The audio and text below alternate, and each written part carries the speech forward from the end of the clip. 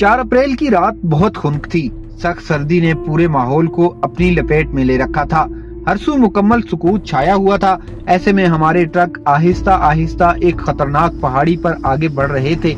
ये रास्ता इस कदर तंग था कि अगर ट्रक का पहिया थोड़ा सा भी दाएं बाएं हो जाता तो हम हजारों फुट नीचे गहरी खाई में जा पहुंचते। रात 2:30 बजे हम रेशिया नामी जगह पर पहुंचे। यहाँ ट्रकों को छोड़ा आगे पैदल जाना था। हमारी मंजिल अब लीपा की दिलफरेब वादी थी। अब मुश्किल सफर का आगाज हो चुका था। भारी भरकम बैग, असलहा, एमुनेशन, कपड़े, सामान खुर्दोनोश और मुश्किल तरीन रास्ता, सब साथी फूंक फूंक कर कदम उठाते हुए चल रहे थे। कुछ ही देर चलने के बाद महसूस हुआ कि हमारी हिम्मत जवाब दे गई है। मैं अपनी कुव्वते इरादी को जमा करके टांगे घसीट घसीट कर चल रहा था। एक तो रास्ता दुश्वार गुजार था, दूसरा इस पर जमी हुई बर्फ मजीद मुश्किलात बढ़ा रही थी। एक वक्त ऐसा आया कि मुझे यूं महसूस होने लगा जैसे टांगों में जान ही न रही हो। मैं लड़खड़ाया और गिरकर बेहोश हो गया। ये सूरत हाल मेरे तमाम साथियों के लिए परेशान कुन थी। इनका ख्याल था कि मैं सबसे आगे और तेज रफ्तारी से चलूंगा, लेकिन मेरा ये हाल के सफर के आगाज पर ही कदम उठाने के काबिल न रहा था। मेरे साथियों ने मुझे पकड़कर उठाया और मुझे अपने साथ सहारा देकर चलाने लगे। हम रात भर चलते रहे। इस इलाके में छोटे छोटे गांव और बस्तियां आ रही थीं। हमें कहा गया कि लोगों की निगाहों से बचते हुए बस्तियों से कुछ फासले से गुजरते हुए जाना है ताकि लोगों की नजरों में न आए। मुबादा इनमें दुश्मन का कोई एजेंट हो जो पहले ही पार इत्तला कर दे और तुम्हें बॉर्डर पर ही घेर लिया जाए। पूरा दिन सफर करने के बाद रात के 2 बजे अपनी तंजीम के एक कैंप में पहुंचे। उस वक्त तक भूख से हमारा बुरा हाल हो चुका था।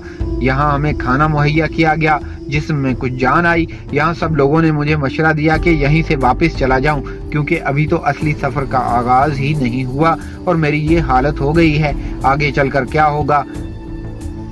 लेकिन जिंदगी किसे प्यारी थी। मैंने पीछे लौटने से इनकार कर दिया। थोड़ी देर आराम के बाद मुंह अंधेरे सफर फिर शुरू हो गया। लीपा के कस्बे को हम काफी दूर से गुजरते हुए अबूर कर रहे थे। बुलंदी की जानिब चले। पहले बारिश शुरू हुई, फिर बर्फबारी ने आ लिया। सर्दी मजीद बढ़ गई। तमाम मुजाहिदीन ने बरसातियां ओढ़ ली। दिन भर सामान से उतरती और जमीन से उबलती सर्दी में सफर जारी रहा।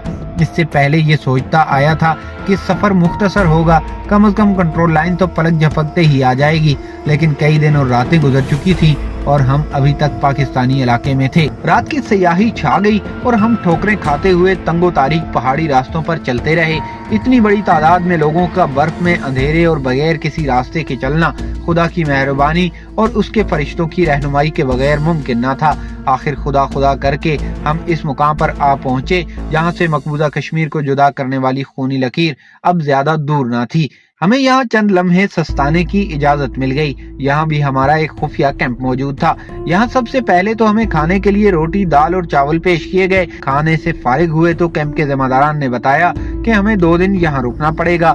2 दिन बाद गाइड आएंगे और उनकी रहनुमाई में सीज फायर लाइन क्रॉस की जाएगी। 2 दिन तक मुकम्मल आराम से हमें बहुत राहत मिली। रात दिन चलने की वजह से सब लोगों की हालत गैर हो चुकी थी। इतना ज्यादा पैदल चलने का यह पहला तजर्बा था। तीसरे दिन गाइड आए और हमें कहा गया तैयार हो जाओ। इस कैंप के जिम्मेदारान ने सब साथियों को कुछ रकम फराहम की और खुदा हाफिज कहकर आगे बढ़ने का इशारा दे दिया। मैंने पीछे मुड़कर एक भरपूर नजर इस आजाद खित्ते पर डाली जहाँ के लोग अपनी दुनिया में मगन और कारे जहाँ में मसरूफ थे। चरागाहों में मवेशी चर रहे थे, बाजारों में आसूदा लोग घूम फिर रहे थे और बच्चे खुश खुश खेलों में मगन थे। इनको ना तो कश्मीर के उस पार से आने वाली चीखें सुनाई दे रही थी, न यहाँ से जलते घरों का धुआं दिखाई दे रहा था। मैंने इस सरजमीन को और इसके मनाजिर को अपनी आंखों में बसाकर अलविदाई सलाम किया और अपने साथियों के साथ सीज फायर लाइन की तरफ बढ़ गया। आगे देखा वादी जन्नत नजीर पहाड़ों के पर्दे के पीछे छुपी हुई थी। जन्नत आसानी से तो नहीं मिलती। ऊंची ऊंची बर्फ से ढकी हुई फलक बोस चोटियां हमारे सामने थी। इन्हें अबूर करके हमें वादी में दाखिल होना था। थोड़ी देर के बाद हम इस नजर से आने वाले खत्ते मुतारिका को अबूर कर चुके थे जब मुझे एहसास हुआ कि हम इस खित्ते पर कदम रख चुके हैं जहां दुश्मन ने कब्जा कर रखा है। तो मेरी टांगों में जैसे बिजली भर गई हो। कहाँ तो मेरे हम सफर मुझे पकड़कर और सहारा देकर कदम उठाने पर मजबूर करते थे और कहाँ अब मैं सबसे आगे सबसे तेज चला जा रहा था। 4 घंटे मुसलसल चलने के बाद हमें दुश्मन फौज की एक पिकेट दिखाई दी जो पहाड़ की चोटी पर वाक़ थी। प्रोग्राम के मुताबिक हमने इसी रात को इस पिकेट को क्रॉस करना था। ये पहाड़ इस खित्ते में सबसे बुलंद है। हवाएं भी यहाँ से थरथरा कर गुजरती हैं और घटाएं बच कर निकलती हैं। चोटी की तरफ बढ़ते हुए हम 75 के जाविये पर चढ़ रहे थे। कई फुट बर्फ पाँव के नीचे आती और सच तो ये है कि पाँव रखने की जगह नहीं थी। पहले कलाशनकोव के बट से बर्फ काट कर पाँव रखने की जगह बनाते। इस तरह एक एक कदम उठाने पर कई मिनट सर्फ होते थे। बर्फ काटते हुए हमारा एक साथी अपना तवाज़ुन बरकरार न रख सका और बर्फ पर फिसलता हुआ दूर नीचे गहराई में गिर गया। ये बहुत ही मुश्किल मरहला था। हम दुश्मन की जद में थे, ऊपर भारतीय पिकेट में फौजी इंतहाई चौकस। ऐसे मौके पर उसूल ये है कि एक शख्स को बचाने के लिए सबको खतरे में न डाला जाए। हमारी मुश्किल ये भी थी कि हमने ये पिकेट रात को ही क्रॉस करना थी। रात निस्फ गुजर चुकी थी और रास्ता खासा बाकी था। अगर इस मुजाहिद को वापस लाने की कोशिश की जाती तो सुबह का उजाला फैल जाने का अंदेशा था। उजाले में हम चोटियों पर पहुंचते तो सारा ग्रुप फायरिंग की जद में आ जाता। सालारे कारवां ने कहा, इस साथी को अल्लाह के हवाले करके आगे बढ़ जाओ। मेरा दिमाग भी ये बात मान गया, लेकिन दिल ये मानने से इनकार करता रहा। मैंने कहा, आप सब लोग रुके बगैर चलते रहे, मैं इंशाअल्लाह इसे लेकर आपसे आ मिलूंगा। बहस तमहीज के लिए वक्त न था। वो मुझे मेरे हाल पर छोड़कर आगे बढ़ गए। बर्फ से ढके हुए पहाड़ से नीचे उतरना कोई मुश्किल नहीं होता। मैं बर्फ पर जिस्म को कंट्रोल करके बैठा और चंद लम्हों में नीचे पहुंच गया। नीचे पहुंचकर मैंने इस मुजाहिद को जल्दी से ढूंढ लिया। वो खामोशी से जमीन पर बैठा हुआ था।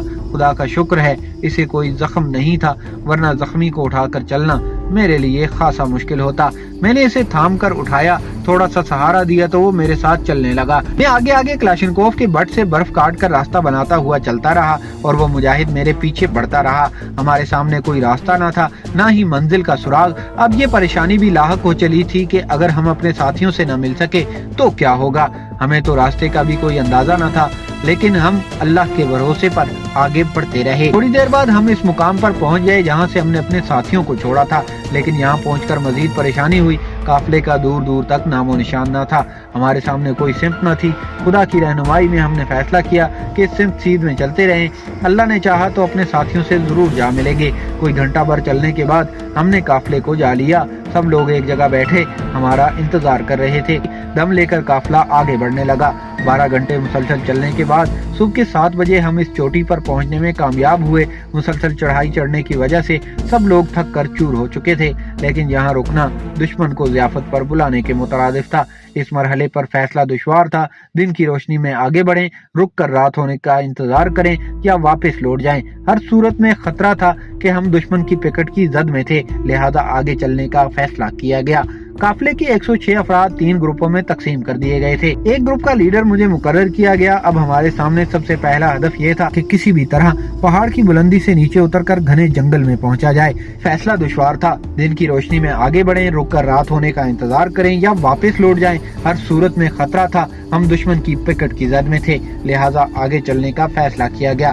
काफिले के 106 अफराद 3 ग्रुपों में तकसीम कर दिए गए। एक ग्रुप का लीडर मुझे मुकर्रर किया गया। अब हमारे सामने पहला हदफ था कि किसी भी तरह पहाड़ की बुलंदी से उतरकर नीचे घने जंगल में पहुंचा जाए। इसमें कामयाबी की सूरत में ही हम दुश्मन की नजरों से पोशीदा रह सकते थे, लेकिन मुश्किल ये थी कि पहाड़ बिल्कुल नंगा था। झाड़ियों या दरख्तों का नामो निशान तक न था। दुश्मन की मुतवक्के गोलियों का इंतजार करते हुए हम दौड़ने लगे। चमकती हुई धूप में हमारा सफेद लिबास और कलाशनकोव चमक रही थी। धूप की तेज शुआओं से हमारी आंखें चुंधिया रही थी। घंटा भर सफर करते रहे। नीचे कदरे खुली जगह पर पहुंचे तो देखा एक जगह 3-4 अफराद खड़े हैं। गुमान गुजरा कि ये भारतीय फौजी हो सकते हैं। दूरबीन से देखने की कोशिश की, लेकिन साफ दिखाई न दिया। तमाम ग्रुप को रोककर हम चंद साथी पोजीशन लिए चुपके चुपके उनकी तरफ बढ़े। जूं हम आगे बढ़ते रहे, हमारा शक यकीन में बदलता रहा कि ये भारतीय फौजी ही हैं, लेकिन हैरानी इस बात पर हुई कि वो इतनी देर से बिल्कुल बेहिस्सो हरकत खड़े हैं। हम करीब पहुंचकर अपनी कलाशनकोफें बिल्कुल उनकी सीध में आगे करके मोहतात अंदाज से आगे बढ़े। करीब पहुंचकर पता चला कि हम जिनको भारतीय फौजी समझ रहे थे वो छोटे छोटे झाड़ी नुमा दरख्त थे। हम हंसते हुए वापस आए। ये लतीफा अपने साथियों को सुनाया तो फिजा में एक बहुत भरपूर और वसी कहकहा गूंज उठा।